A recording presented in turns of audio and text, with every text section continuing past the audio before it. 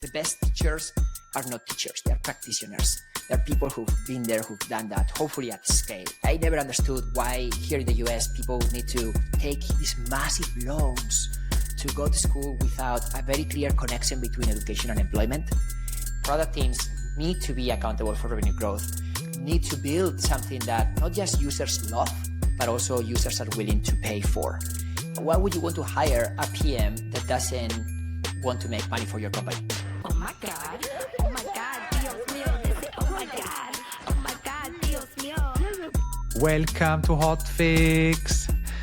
Our guest today is Carlos González de Villaumbrosia.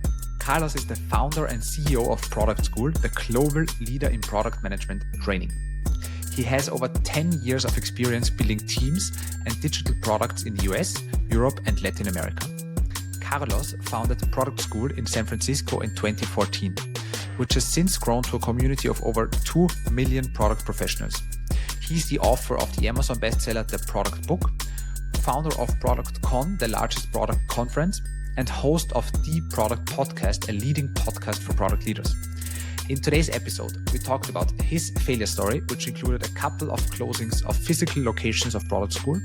We talked about the current hiring market for PMs, what PMs can learn from Product School that they won't learn in business school, and we also had a conversation why PMs should be responsible for revenue goals. Welcome to the show, Carlos. Thanks for having me. Right, Carlos. So let's get started right away with the first question. And that is one that I am really excited to ask you, which is, what is Product School offering that PM cannot learn from a traditional business school?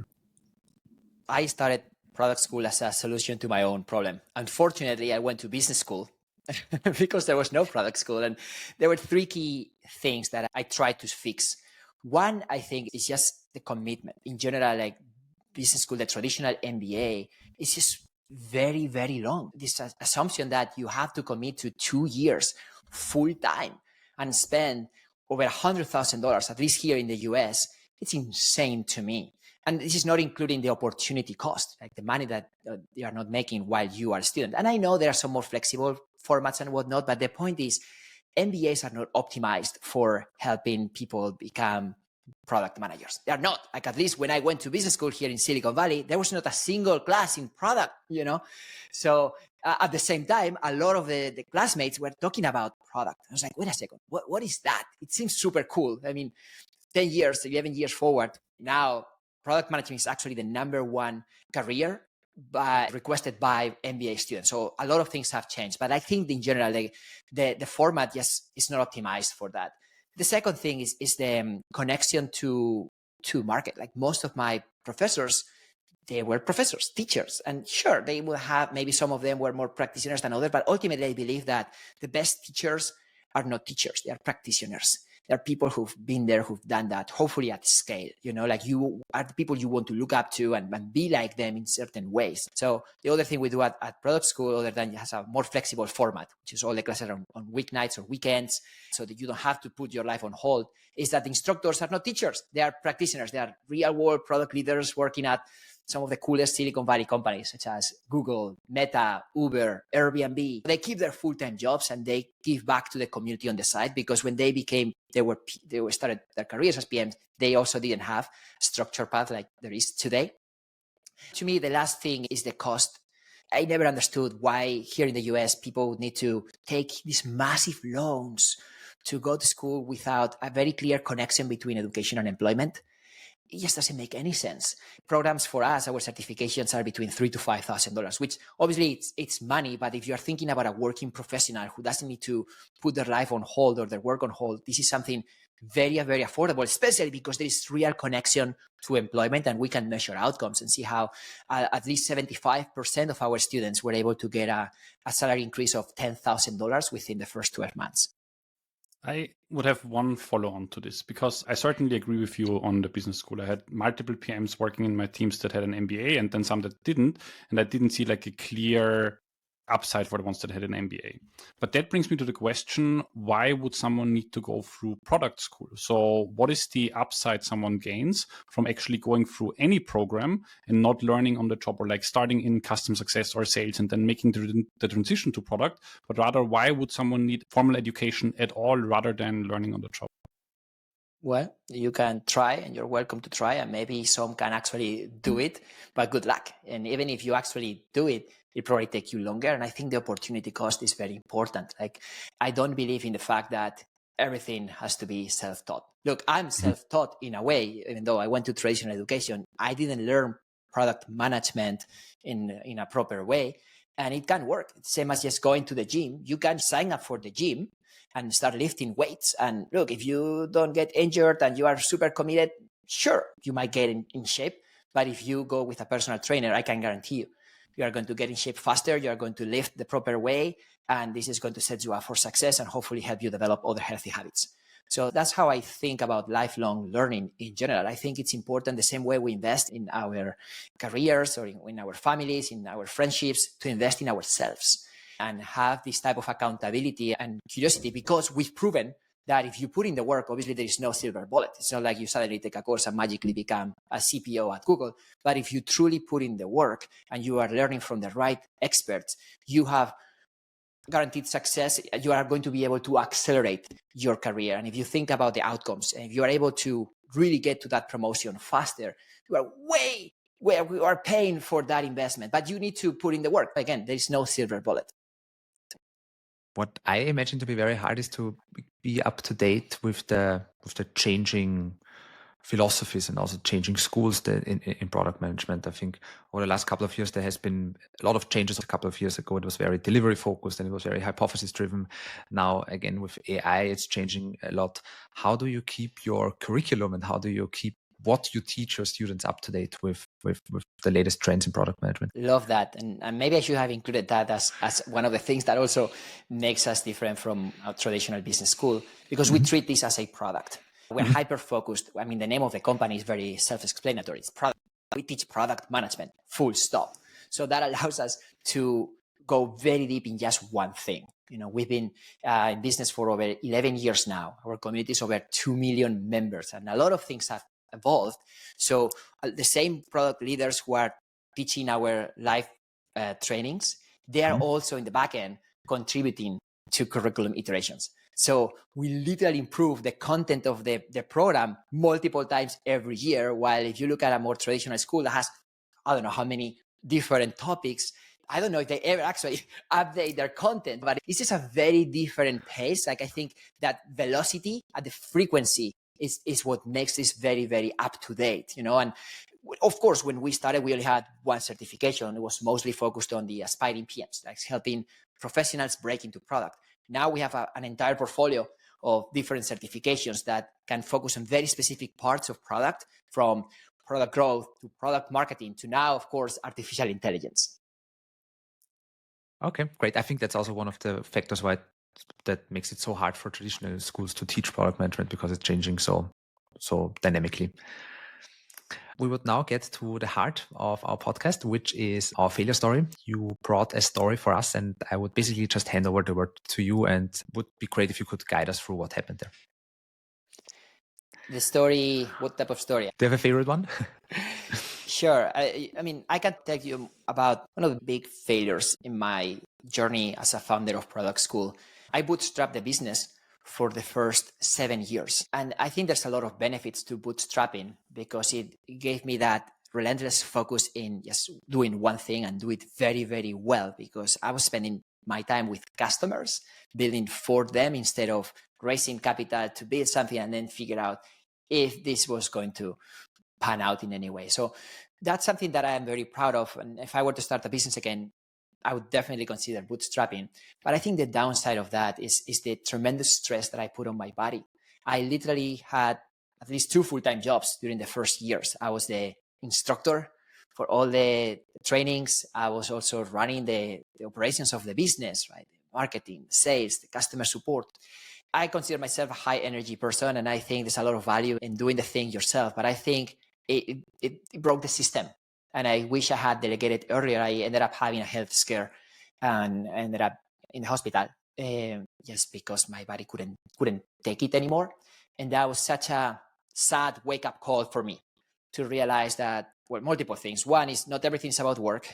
2 is, even though work is important, there has to be ways to delegate, even if that means, considering other types of trade-offs. So obviously now the team, it's around 100 people, and it's not me anymore by any means. In fact, we ended up raising capital from a growth equity firm.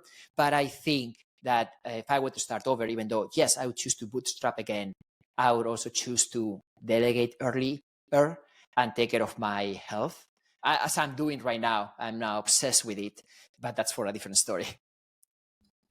And if you say you would delegate earlier, I think this is advice that you hear so often, especially also for PMs. But I think what is so much harder is the how, right? Like, how can you delegate to tasks, especially as a PM who, our audience, they mostly don't have a team that reports into them directly, right? Still, PMs need to delegate quite a lot of work. How would you say, can this be done? So what can one do to actually delegate and not just think about how can I delegate? Yeah, and by the way, over delegating can also create other types of problems, right? So it's a fine balance here. I mean, I am still so obsessed with the quality of the service that we provide that I was like, you know what? Like, I need to be in the details. And so that means I would create the first version of the program. I would teach every single class. I would set up one-on-one conversations with every single student. I think that was wonderful. That said, I think there are ways to also productize some of those services and find people that can really augment that. Because the reality is there are better people than me at every single part of that process. And so it's important to invest time in finding them. So I wish I had started a little earlier. I had to start after that health scare and, but yeah, I think just keeping in mind that the opposite can also be very dangerous, right? Like just saying, well, I'm going to start delegating and just setting up the vision. That doesn't work. Like, I believe in founders and CEOs who are in the details, who really care about the customer, there's still, even though you can delegate a lot of things, there are certain things you still should do. I don't think there is replacement for spending enough time with some of your customers. You still want to be in the details of your product if you care about product and certain things, but maybe draw better boundaries so you don't have to do it all. And Carlos, do you have a story where you shipped a product or a feature, maybe also from your previous companies, that did not deliver the expected impact or that did not deliver any impact? 100%. I wish I could say, no, every single thing we did was absolutely perfect. Nah. Look, when we started the business, we started as an in-person training company. So all the classes would happen in San Francisco, which is where I live. And then we started expanding to other locations, mostly in the US. We had a location in London and one in Toronto. So at some point it was 16 campuses. And then we opened campus number 17. We called it online. And the original hypothesis was to use it as a catch-all for students that weren't based in any of the cities where we had a physical campus. And by the way, this is way before the pandemic. So now it's like, of course, why wouldn't you do anything that is online? Well, it wasn't that obvious. I promise you that.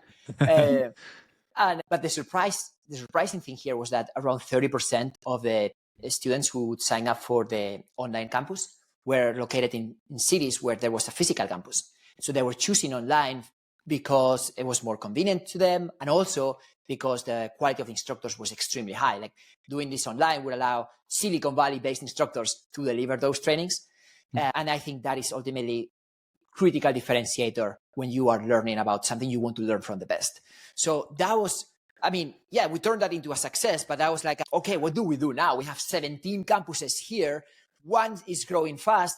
The others are not growing as fast. So we chose to kill the other 16 campuses, even though they were working, meaning they were profitable.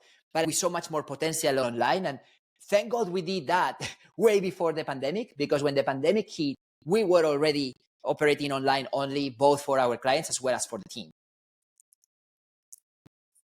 Interesting, because in hindsight, you could also say that this was a very successful experiment. You found out with that people actually prefer to do online courses, even if there is a physical availability of a campus, right? Yes. In a way, yes. It obviously worked out in an unexpected way, because the original goal wasn't to kind of shut down the other 16 campuses. But I think the learning for me was to kill something is just so hard in product, because typically you launch, people get more excited at launching new things, right? And if the thing is not working, it's more obvious to kill it. But if the thing that you are launching is kind of working, that's where you get more trouble, because there's a lot of emotional connection to that. You can make a case for why these things should continue. Killing something that was working was huge for me. And it wasn't easy because we had to manage a lot of the communications with the internal team. There's a lot of risk with the students that were used to in person. And they were like, you know what?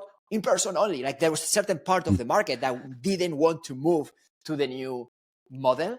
And it turned out correctly. But at that point, it was very, very scary. And when making such a decision, like shutting down something that is working or that is partly working, I think this is the situation that I have been in multiple times in the past, is there's features where you have a feeling other things are better for the company, other things are better for the product, but somehow there is these two big enterprise customers that use this feature and suddenly it becomes so troublesome killing it. What are the steps that you would take to actually go through killing such a almost working feature or partly working feature or just not as good as working to keep it? How would you go through this step by step? Yeah, well, first of all, I have a ton of respect for the leaders who actually call those shots, because those are not the popular decisions. You are not going to make friends by killing something, especially if that thing is working. That said, I think it also requires a ton of vision and trust in yourself for the future. Because if you look at the data today, snapshot, you can go either way, right? You can justify, hey, this thing that I'm considering to kill is working, hence we should keep it. But if you really are able to separate yourself from that data and have a stronger vision, and you can obviously justify it with additional data, but in some cases you won't have enough data to back it up, but you still stick to your guts and go for it. That's where you can actually get the highest reward, even though you are also potentially getting more risk than if you decide to play it safe. I'm an entrepreneur. I'm a risk taker by default. I encourage, especially product leaders, to consider the hard decisions and not play it safe all the time, because ultimately I think that safe option can backfire. And I believe there is one thing specifically that is so hard to identify, which for me is when killing something, you usually have a replacement of some sort, right? But in order to find this replacement, you need to understand, was it the problem that wasn't big enough? Is this why we're killing it?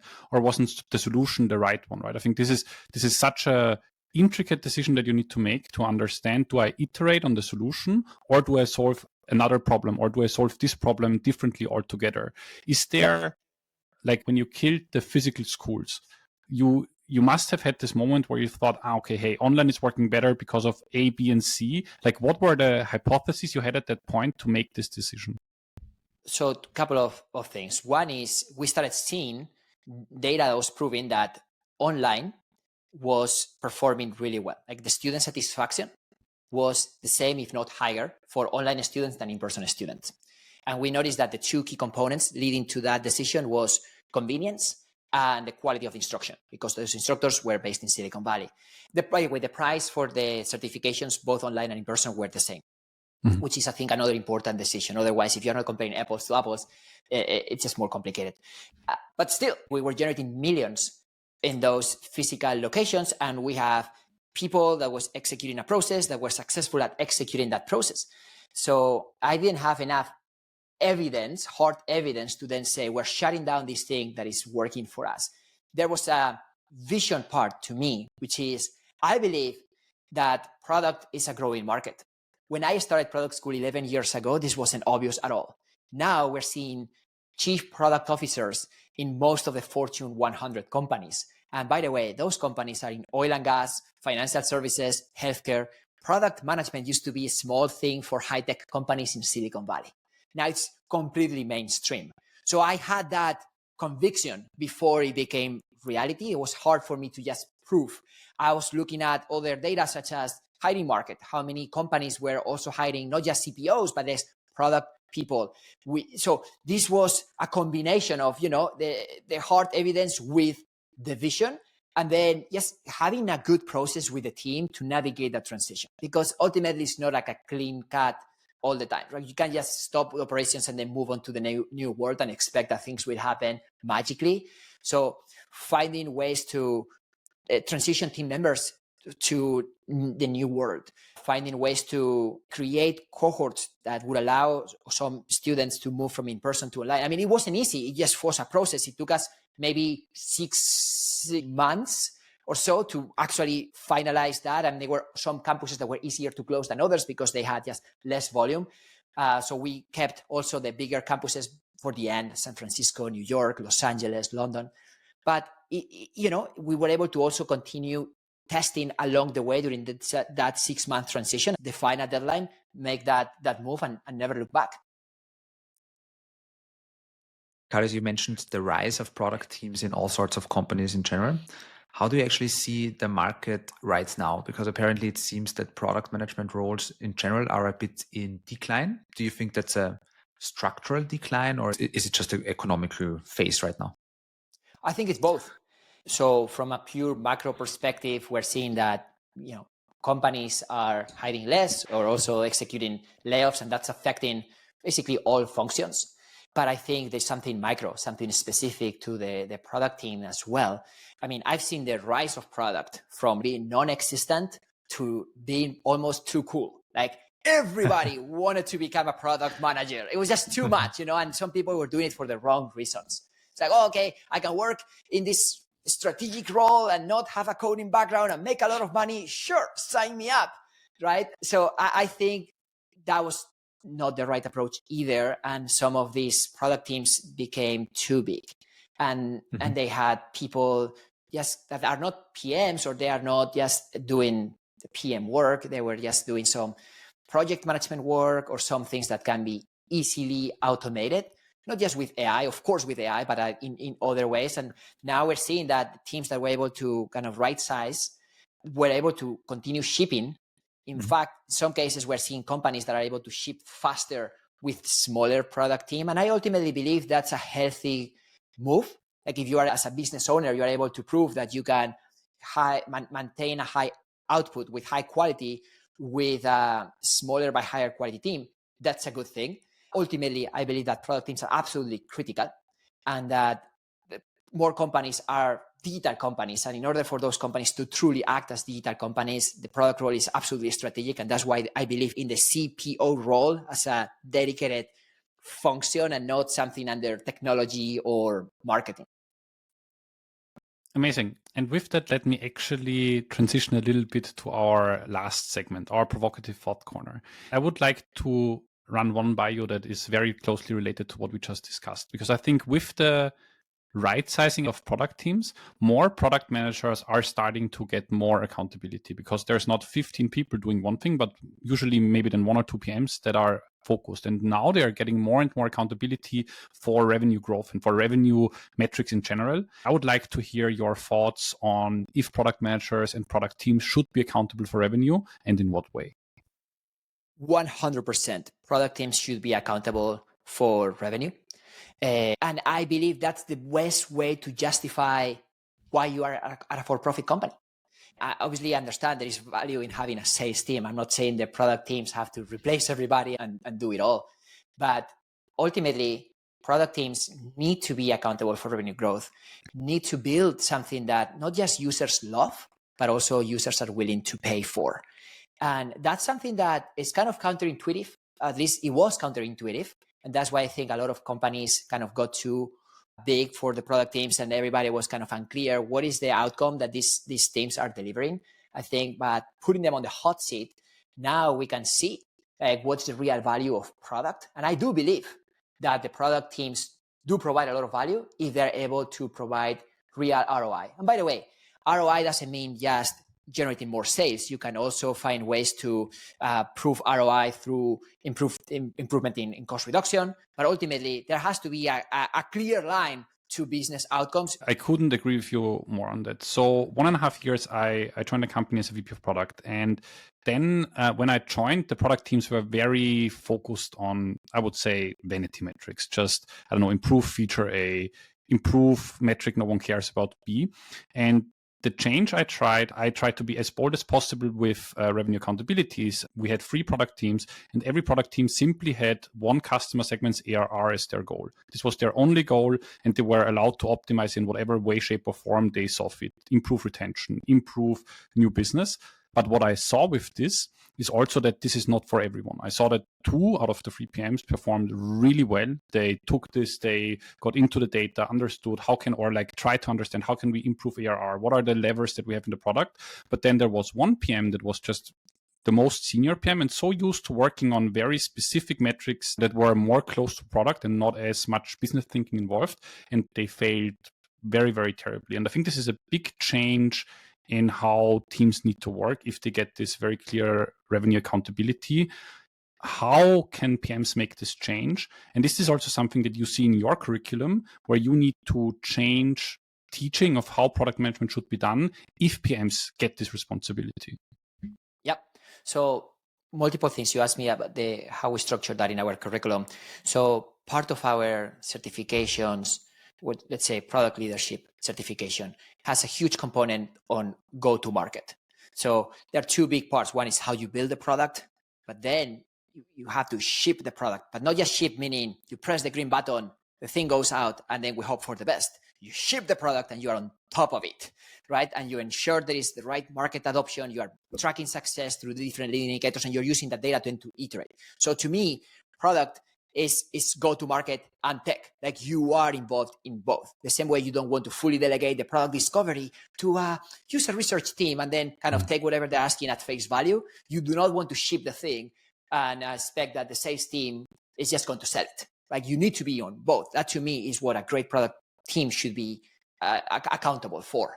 There's also a dedicated certification we call product growth, which is awesome in my opinion, because it's not just about empowering the sales team, it's also about truly generating revenue directly through your website, right? So what some people would call self-serve motion. Many companies have multiple motions. They will allow users to purchase something directly without human interaction. And they will also have other options that would require human interaction. So product teams that can actually combine those 2 motions are extremely effective. Because ultimately, I don't want this to be a competition. I want this to be the same team. We are the revenue team. And the sales team should love us because we are helping them better qualify the leads they have the most potential to close. And hopefully those leads are much bigger, while we're also saving them time from the low-hanging fruit that honestly do not require a very qualified account executive to be involved.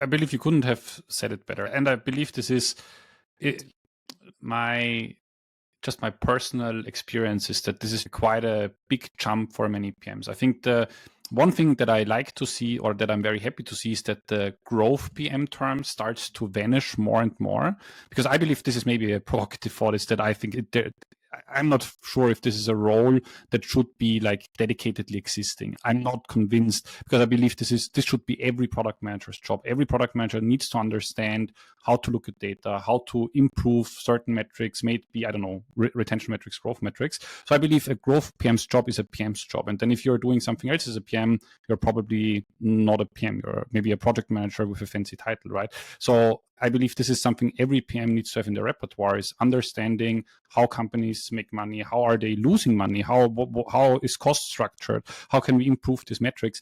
And I think if a PM is not able to do that, they will fail over the long term, because there's more and more PMs that get more and more skilled in these areas. Why would you want to hire a PM that doesn't want to make money for your company? Right? Like, to me, it also comes with the maturity of the market. Like, back in the day, becoming a PM was much easier. It's basically, hey, I'm at the right place at the right time. I'm an engineer who doesn't want to code, and I'm kind of organizing the rest of the people. Fine, here's your job. But like, the market has evolved, and that doesn't cut it anymore. The expectations for a PM are much higher. You are supposed to truly be technical enough to coordinate your engineering team, not just coordinate. You want to be there and make important decisions with them. You also need to be design-driven enough to understand how to work with UX team, not just designers, but researchers. But also you have to be revenue-driven enough or go-to-market driven enough to also work directly with marketing and sales. So the product, like, to your question before, Christoph, about like what's happening with product teams, I think they got bloated with so many people that got the title but didn't have the skills in the new paradigm. And now we're seeing less or smaller teams, but with stronger people that actually can double down and do more go-to-market, more engineering, and more design. And not to mention, of course, now AI. Okay, so one could actually also see this as a healthy cleansing that is happening at the moment. It's a sad and healthy. Obviously, I don't want to diminish anyone that got impacted by this, but ultimately, this correction in the market, which none of us can control, happens for a reason, right? Like if a lot of the companies were just optimizing for certain metrics that are not enough, and now the market wants to see real revenue, we also need to bring that accountability to the different teams, not just product. Obviously, we're talking product because this is the core topic, but ultimately, I want everybody in my company to have an understanding of how the business works and how their scope is contributing directly or indirectly to that business line, to the bottom line.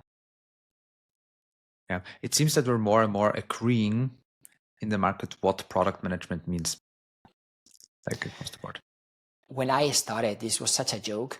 People would go to the Wikipedia, literally, to see what is a product manager. And there were a few forums here and there with just random people giving answers, but there was no community or like standard for product. And that was what we created, that central repository where people can have a trusted, it's a source of truth, not just because Carlos is saying so, but because the best product leaders in the world are contributing, and you know who they are, and you know the work they've done, and you can learn directly from them. And again, this is an evolving practice, right? So if I look at some of the content that we had 10 years ago, I would laugh. But I think it's healthy, because that means that we want to continue iterating. We don't want to become an outdated university. We want to be at the cutting edge of whatever is happening to make product teams the best. Yeah, maybe you will laugh again in 5 years when you look at the content you're doing today. I hope so. Carlos, thank you so much for sharing your journey and your wisdom. To all of our listeners, if you enjoyed today's conversation, please subscribe and leave us a review on all our channels. We'll be back soon. Thank you, Carlos. See you soon.